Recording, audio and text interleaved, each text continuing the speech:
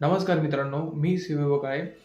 31 डिसेंबर येत आहे. 31 डिसेंबर येण्याच्या आतमध्ये एका सॅलरीड आणि एका बिझनेसमॅन पर्सननी अशा कोणकोणत्या महत्त्वाच्या गोष्टी आहेत ज्या की करणं गरजेचं आहे.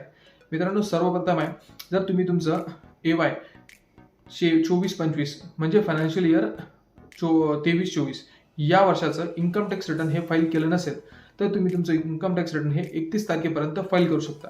याला आपण बिलेटेड रिटर्न असं म्हणतो. यामध्ये जर तुमचं उत्पन्न हे 2.5 लाखापर्यंत असेल तर तुम्हाला कुठलीही लेट फीस लागणार नाही. जर तुमचं उत्पन्न 2.5 लाख ते 5 लाख या दरम्यान असेल तर तुम्हाला 1,000ची लेट फीस लागेल.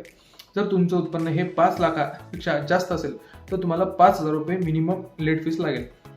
त्यानंतर जर तुमचं ऑलरेडी फाईल रिटर्न असेल, त्यामध्ये तुम्हाला कुठल्याही प्रकारचे करेक्शन करायचे असेल किंवा तुम्हाला डिफेक्टिव्ह रिटर्न म्हणून नोटीस आली असेल तर तुम्ही तुमचं इन्कम टॅक्स रिटर्न हे 31 तारखेपर्यंत रिवाईज करू शकता.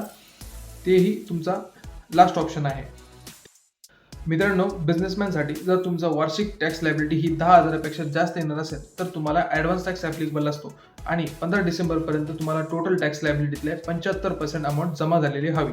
जर तुमचा त्याच्यामध्ये काही डिफरन्स अमाऊंट असेल तर तुम्ही ती 15 डिसेंबरपर्यंत गव्हर्नमेंटला जमा करू शकता. जर ती अमाऊंट जमा झाली नाही तर तुम्हाला त्यावर इंटरेस्ट पे करावा लागू शकतो. चौथ्या क्रमांकावर आहे आधार अपडेशन. मित्रांनो, 14 डिसेंबरपर्यंत गव्हर्नमेंटकडून फ्री ऑफ कॉस्ट आधार अपडेशनची फॅसिलिटी चालू आहे.